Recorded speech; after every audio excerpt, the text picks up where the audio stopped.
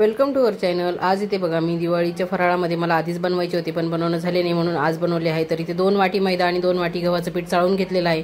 तर इथे मी पाणीपुरी फ्लेवरवाले शंकरपाळे बनवणार आहे। तर त्यासाठी इथे मी मिक्सरच्या भांड्यामध्ये तर कोथिंबीर आणि पुदिना स्वच्छ धुवून घेतला आहे, त्यामध्ये अद्रक लसूण टाकून घेतलेला आहे, त्यानंतर इथे मिरची टाकून घेतलेली आहे। जी पुदिना चटणी आपण तयार करतो पाणीपुरीसाठी तशीच इथेच करायची आहे। त्यानंतर इथे मी अर्धा चमचा धने आणि अर्धा चमचा जिरे, त्यानंतर लिंबू सत्व टाकलं आहे, काळं मीठ टाकून घेतलेलं आहे, साधं मीठ देखील इथे मी टाकून घेतलेलं आहे। तुम्ही इथे चाट मसाला देखील टाकून घेऊ शकतात। अशा पद्धतीने चटणी वाटून घेतलेली आहे। आता आपण इथे पीठ भिजवून घेऊया, त्यासाठी इथे मी ओवा टाकून घेतलेला आहे, त्यानंतर इथे मी कलोंजी टाकून घेतलेली आहे। तुम्ही काळे तीळ देखील वापरू शकता किंवा पांढरे तीळ देखील वापरू शकता। त्यानंतर यामध्ये मी 6 चमचे तुपाचं मोहन टाकलेलं आहे। तूप पातळ करून इथे मी टाकून घेतलेलं आहे। तर तूप गरम केलेलं नाहीये, अगदी नॉर्मल टेम्परेचरवरच आहे आणि हे मोहन आपण व्यवस्थित या पिठाला चोळून घेणार आहोत। सर्व बाजूनी व्यवस्थित मोहन चोळून घ्यायचं आहे। तर रेसिपी एकदम साधी सोपीच आहे। तुम्हाला जर दिवाळीच्या या सगळ्या धकाधकीत पाणीपुरी खावीशी वाटली असेल तर अशा पद्धतीने मस्त असे शंकरपाळे तुम्ही तयार करून खा। अगदी पाणीपुरी फ्लेवर सारखाच याचा टेस्ट येणार आहे। तर अगदी अतिशय म्हणजे तुम्ही पाणीपुरी खाल्ल्यासारखंच तुम्हाला वाटणार आहे। तर इथे बघा अशा पद्धतीने आपला गोळा किंवा मूठ वळल्यावरती गोळा तयार झाला म्हणजे आपले मोहन चांगल्या पद्धतीने पडले आहे। जर थोडंफार मोहन तुम्हाला कमी वाटत असेल तर 1-2 चमचे तुम्ही मोहन इथे वाढवू शकता। तर इथे बघा आपण ही जी चटणी तयार करून घेतलेली आहे ती व्यवस्थित इथे आपण या गाळणीने गाळून घेणार आहे। म्हणजे यामध्ये आपण लसण आणि अद्रक वापरलेला आहे। कधी कधी याचे कण बारीक होत नाहीत व्यवस्थित आणि मग आपल्याला हे शंकरपाळे लाटताना त्रास होऊ शकतो। त्यामुळे इथे मी हे व्यवस्थित गाळून घेणार आहे। आणि वरचा हा जो चोथा आहे तुम्ही तो कोणत्याही भाजीला घालू शकतात, कारण की त्यामध्ये मस्त पुदिना कोथिंबीर यांचं छान वाटण आहे, त्यामुळे तुमच्या भाजीला नक्की चांगली चव येईल। आणि व्यवस्थित आपल्याला खाली हे स्मूथ असं पुदिन्याची चटणी आपल्याला गाळून तयार करून घ्यायची आहे। आणि गाळणीला खालून लागलेलं देखील मी हाताने व्यवस्थित स्वच्छ करून काढून घेणार आहे। आणि वरचा हा चोथा तुम्ही छान पद्धतीने एखाद्या भाजीला वापरू शकतात किंवा आमटीला किंवा एखाद्या पराठ्यात वगैरे तुम्ही घालून घेऊ शकतात। तर अशा पद्धतीने हे मी इथे गाळून घेतलेलं आहे।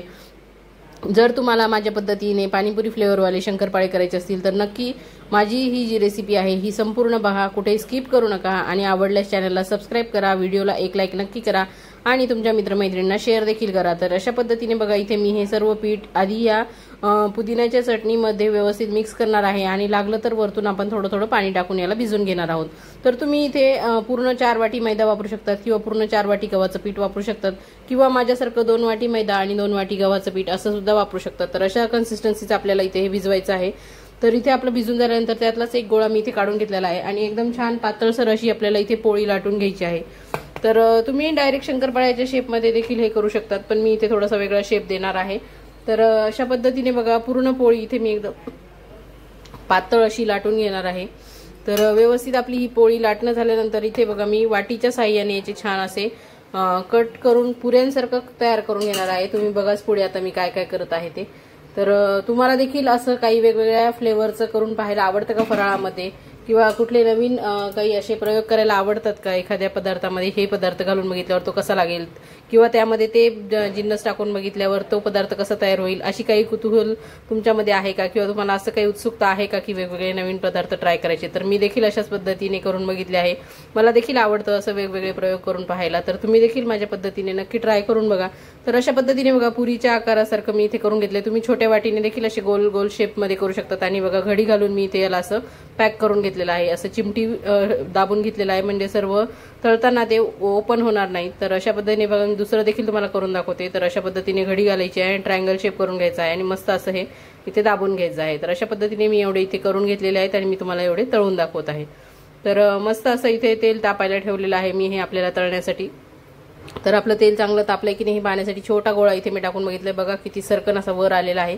तर म्हणजे आपलं तेल इथे व्यवस्थित तापलेलं आहे। तर इथे मी हे टाकून घेणार आहे।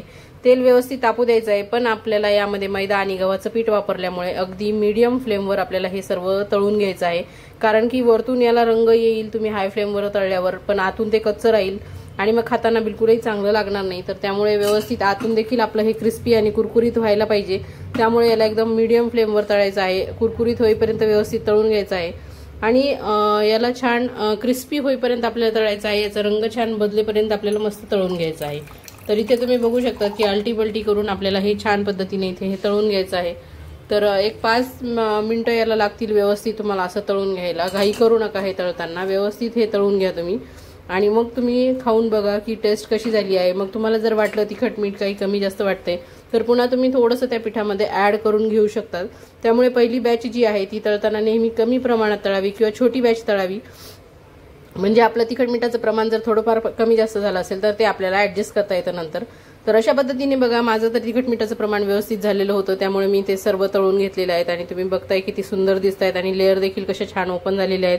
तर इथे बघा मी तुम्हाला दाखवते आहे. तर मस्त असं ट्रायंगल शेपमध्ये हे तुम्ही याला नमकीन म्हणू शकतात, नमक पारे म्हणू शकतात, शंकरपाळे म्हणू शकतात. छान असं हे तयार झालेलं आहे आणि पाणीपुरी फ्लेवरचं असल्यामुळे सर्वांना आवडणार. आणि ते कुस्करून दाखवलंय बघा किती क्रिस्पी झालेलं आहे. तर तुम्ही इथे जवळून देखील बघू शकतात.